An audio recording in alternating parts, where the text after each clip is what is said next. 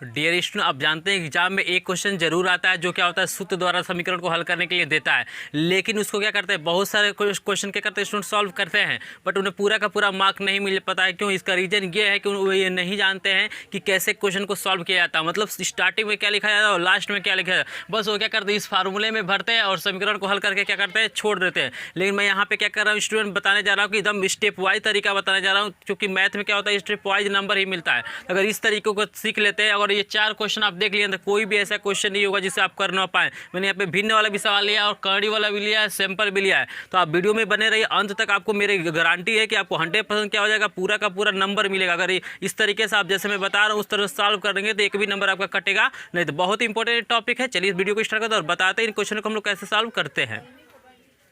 तो देखिए स्टूडेंट, जो पहला वाला क्वेश्चन है तो स्टेप हमको पहले क्या करना है, प्रश्न को लिख लेना है। उसके बाद हमें लिखना है कि दिए हुए समीकरण को, क्या लिखना है कि दिए हुए समीकरण को व्यापक द्विघात समीकरण, क्या लिखना है, व्यापक द्विघात समीकरण,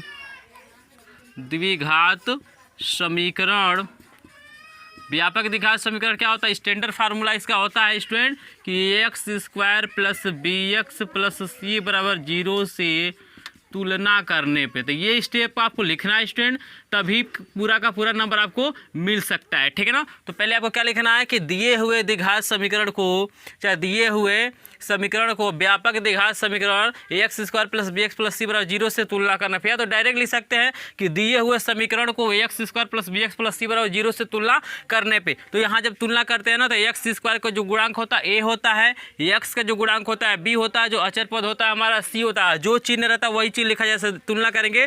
तो देखिए x² तो हट जाएगा, a के जगह पे क्या मिल जाएगा 2, b के जगह पे आपको मिल जाएगा 1, क्योंकि इसका गुणांक कुछ नहीं है, तो जहाँ पे कुछ नहीं रहता 1 रहता है हमेशा, और c की जो वैल्यू हो जाएगी हमारी -4 हो जाएगी। इसके बाद आपको क्या करना है, स्टेप यहाँ पे क्या करना है, सबसे पहले आपको d निकाल लेना। आप इस फार्मूले का प्रयोग करेंगे ना तब भी कर सकते हैं, लेकिन सबसे शानदार होता है जो गलती कम होने का चांस रहता है कि आप d को पहले निकालिए। d आप जानते हैं विविधकर होता है, और d बराबर हमारा फार्मूला होता है कि b² - 4ac, क्या होता है, d बराबर होता है b² - 4ac। तो d बराबर v की वैल्यू आपके पास 1 का होल स्क्वायर -4 गुणे a के जगह पे कितना भर रहा है 2, c के जगह भर रहा है हमें -6।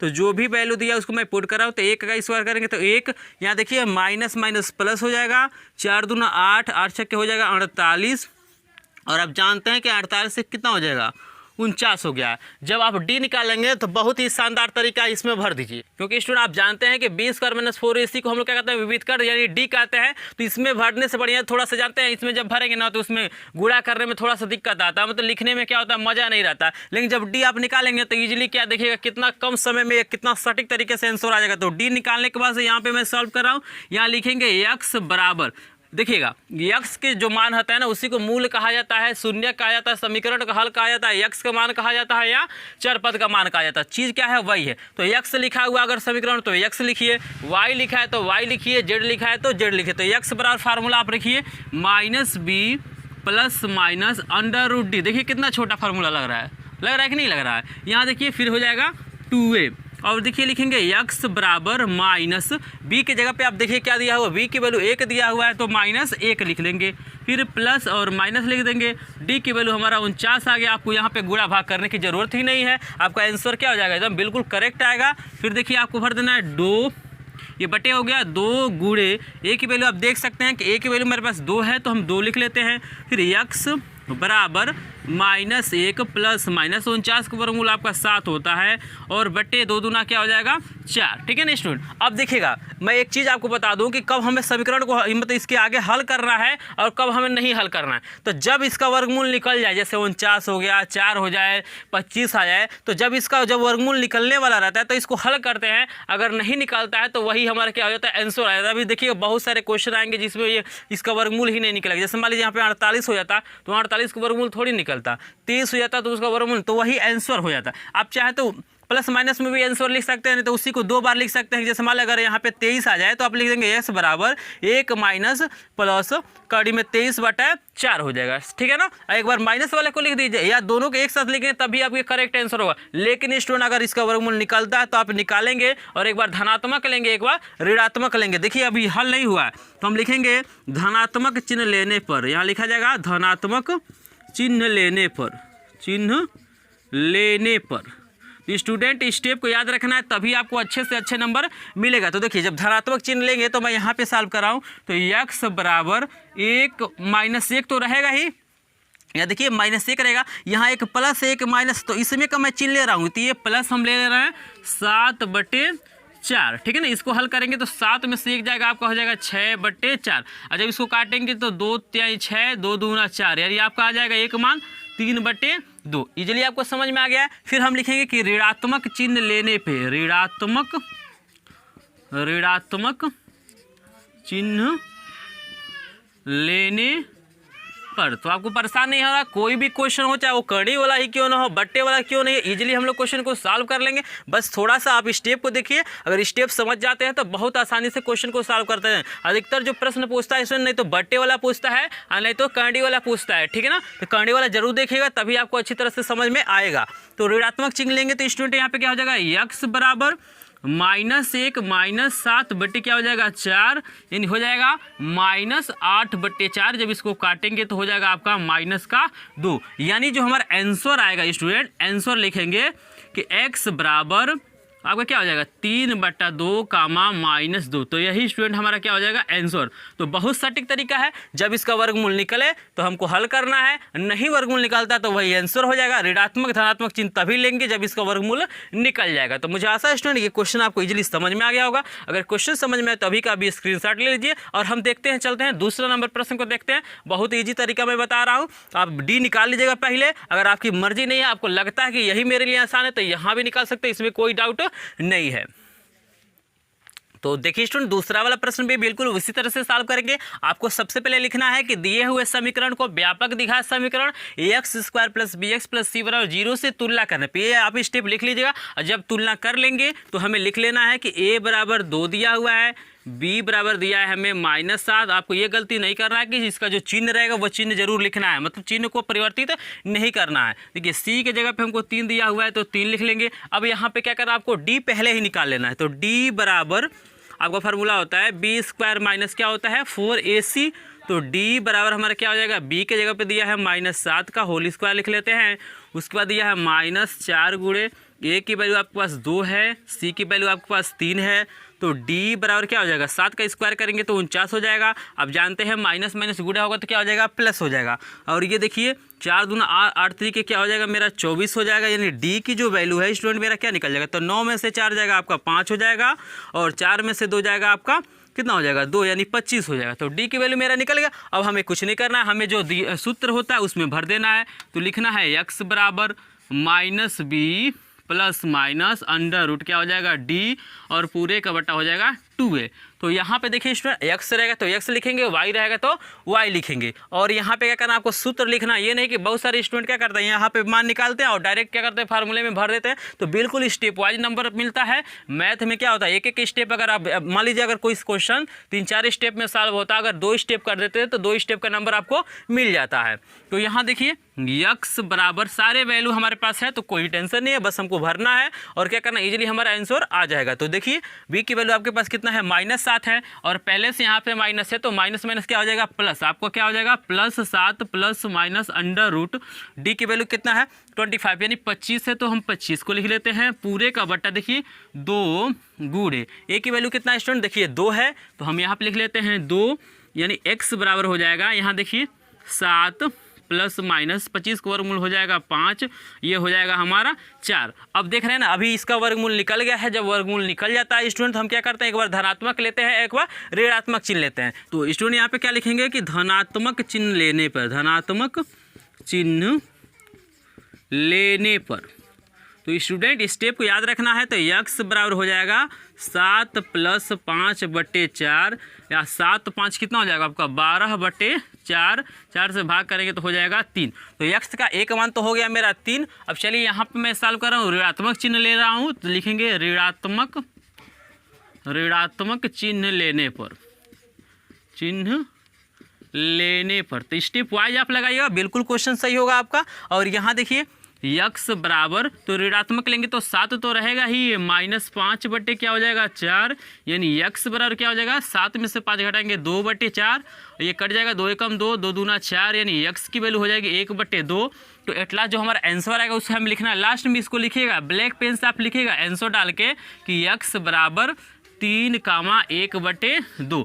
तो क्योंकि आंसर भी कभी कभी क्या किया जाता है चेक किया जाता है, बहुत सारे एग्जामिनर होते हैं क्या करते हैं क्वेश्चन को थोड़ा कम देखते हैं और देखते हैं लास्ट में आंसर आया है कि नहीं आया है। तो आपको आंसर लिखना है ताकि आपको इजीली अच्छे से अच्छे मार्क मिल जाए। तो मुझे आशा है स्टूडेंट ये भी क्वेश्चन आपको इजीली समझ में आ गया, और क्वेश्चन समझ में आ गया तो स्क्रीनशॉट ले लीजिए, और चैनल पर नए तो वीडियो को लाइक कर दीजिए, सब्सक्राइब कर लीजिए, क्योंकि ऐसे वीडियो आपको मिलता रहेगा। तो चलिए देख लेते हैं हम लोग बट्टे वाला क्वेश्चन को कैसे सॉल्व करते हैं। तो देखिए स्टूडेंट हमें जो तीसरा वाला प्रश्न है ये हमें क्या दिया हुआ द्विघात समीकरण के रूप में नहीं दिया। इसे सबसे पहले क्या करना पड़ेगा, द्विघात समीकरण के रूप में हमें बदलना पड़ेगा। तो इसका दो तरीका हो सकता है, या तो आप चाहे तो x से दोनों पक्षों में गुणा कर दीजिए तब भी बदल जाएगा, नहीं तो एलसीएम लेंगे तब भी बदल जाएगा। तो यहाँ देखिए मैं x से दोनों पक्षों में गुणा कर दे रहा हूँ, तो यहाँ पर आप लिख लेंगे कि x से दोनों पक्षों में गुणा करने पर तो ये हमारा हो गया गुणा करने पर। तो गुणा करेंगे तो ये x² हो जाएगा माइनस, यहाँ पर जब x से गुणा करेंगे तो x से x कट जाएगा, 1 बचेगा, बराबर क्या हो जाएगा 3x हो जाएगा। और इसको भी मैं इधर ही बुला लेता हूँ, तो x² माइनस 3x, ये प्लस इधर आएगा तो माइनस, अब -1 इधर है, बराबर का हो जाएगा हमारा 0। अब यहाँ पे क्या करना, जब ये द्विघात समीकरण में ऐसे बदल गया तो इजीली हम लोग सॉल्व कर लेंगे। अब यहाँ पे हमें तुलना करके लिख लेना है, तो आप लिख लीजिएगा कि दिए हुए समीकरण को व्यापक द्विघात समीकरण ax² + bx + c से तुलना करने पे। अब इस स्टेप को लिखिएगा, मैं यहाँ पे लिख देता हूँ। a की मान हमारा हो जाएगा 1, b का मान हो जाएगा मेरा -3 और c का मान हमारा हो जाएगा -1। अब हमें क्या करना है, जो हमारे पास फार्मूला है उसमें भरेंगे, लेकिन उसको भरने से पहले हम क्या करेंगे, इसका विभेदकर निकालेंगे, यानी d निकालेंगे। तो d बराबर होता है b² - 4ac। तो यहाँ देखिए d बराबर क्या हो जाएगा, v की वैल्यू आपके पास है -3, तो यहाँ लिख देंगे -3 स्क्वायर है तो स्क्वायर लगा देंगे, -4 गुणे a की वैल्यू देखिए कितना दिया हुआ, 1 दिया हुआ है तो 1 लिख लीजिए। c की वैल्यू कितना दिया हुआ है, तो देखिए -1 है तो हम लिख लेंगे -1। जब भी माइनस में लिखिए, माइनस वाला अंक को लिखिएगा उसको कोष्टक में लिखिएगा। तो d बराबर क्या हो जाएगा, 3 तरीका हो जाएगा 9, ये हो जाएगा माइनस माइनस प्लस, और 4 एक कम हो जाएगा 4, यानी d की जो वैल्यू हो जाएगा 13 हो जाएगा। ठीक है ना स्टूडेंट, यहाँ पे हमारा 13 निकल गया। अब हमें क्या करना है, x, चूंकि इसमें भी x ही दिया है तो x बराबर हम फार्मूला लिख लेंगे कि x बराबर, आप चाहे तो यहाँ लिख सकते हैं द्विघात सूत्र से कोई दिक्कत नहीं है। x बराबर हो जाएगा -b प्लस माइनस कर्णी में d पूरे का बट्टा हो जाएगा हमारा 2 है, यानी x बराबर हो जाएगा, v की वैल्यू आपके पास कितना है, देखिए v की वैल्यू यहाँ पे है तो ये माइनस है और पहले से माइनस है तो क्या हो जाएगा हमारा प्लस हो जाएगा, यानी 3 प्लस माइनस कर्णी में d की वैल्यू कितना आया है 13 है। तो देखिए ये 13 हो गया, और पूरे का बटा 2 गुणे a की वैल्यू कितना दिया हुआ, 1 दिया हुआ, ठीक है ना। इसके आगे हम लोग यहाँ पे सॉल्व करके इसको मैं लिख रहा हूँ। तो देखिए x बराबर क्या हो जाएगा मेरा, तो देखिए 3 प्लस माइनस 13 का वर्गमूल तो निकलेगा नहीं, तो जब नहीं निकलेगा तो यही आपका हो जाएगा, और पूरे का बटा क्या हो जाएगा 2 एकम 2। तो देखिए स्टूडेंट हमारा आंसर यहाँ भी हो सकता है, तो मैंने आपको बताया था कि जब वर्गमूल निकलेगा तभी हम आगे बढ़ाएंगे, नहीं तो वही हमारा क्या हो जाएगा आंसर। आप आंसर ये भी लिख सकते हैं, ठीक है ना, या तो आप ऐसे लिख सकते हैं कि x बराबर 2 चिन्ह होता है ना, यहाँ पे एक धनात्मक है ऋणात्मक, तो अलग अलग लिख सकते हैं। धनात्मक चिन्ह लेंगे तो क्या हो जाएगा 3 प्लस कड़ी में 13/2, और एक क्या हो जाएगा आपका आंसर कि 3 माइनस कड़ी में 13 क्या हो जाएगा 2। तो आप लिख सकते हैं आंसर डाल के, यहाँ पे आंसर डाल के इसको हम लोग क्या कर सकते हैं, लिख सकते हैं, ठीक है ना। इजीली आपको समझ में आ गया कि कहाँ पे हमें समीकरण को हल करना है, कहाँ पे हमें हल नहीं करना है। तो मुझे आशा है स्टूडेंट ये भी क्वेश्चन आपको इजीली समझ में आ गया, और क्वेश्चन समझ में आ गया तो स्क्रीनशॉट ले लीजिए, चैनल पे नहीं तो सब्सक्राइब भी कर लीजिएगा, अगर वीडियो पसंद आ रही है तो वीडियो को लाइक भी कर दीजिए। तो चलिए देख लेते हैं कर्णी वाला बहुत ही इंपॉर्टेंट प्रश्न है, इसको हम लोग देखते हैं कैसे सॉल्व करते हैं।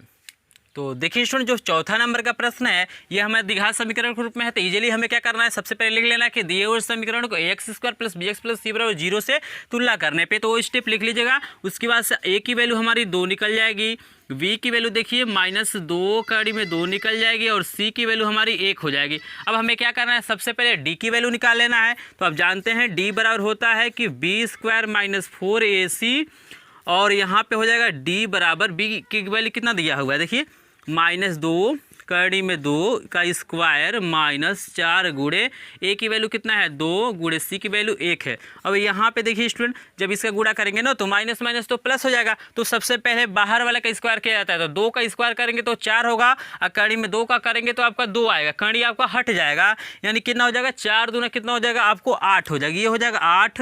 ये देखिए 4 दूना हो जाएगा -8, ये कट के कितना आ जाएगा डी की वैल्यू हमारे पास आ जाएगा 0। इजीली आपको समझ में आ रहा है, 2 दूना 4 होगा और कड़ी में 2 का स्क्वायर करेंगे तो कितना हो जाएगा आपका 2 हो जाएगा, 4 दूना हो जाएगा आपका 8। अब स्टूडेंट हमें क्या करना है, जो हमारे पास फार्मूला है उस फार्मूले में वैल्यू को रखना, इजीली हमारा क्वेश्चन सॉल्व हो जाएगा। तो हम लोग लिखेंगे कि x बराबर -b प्लस माइनस √d पूरे का बटा हमारा क्या है 2 है, ठीक है ना।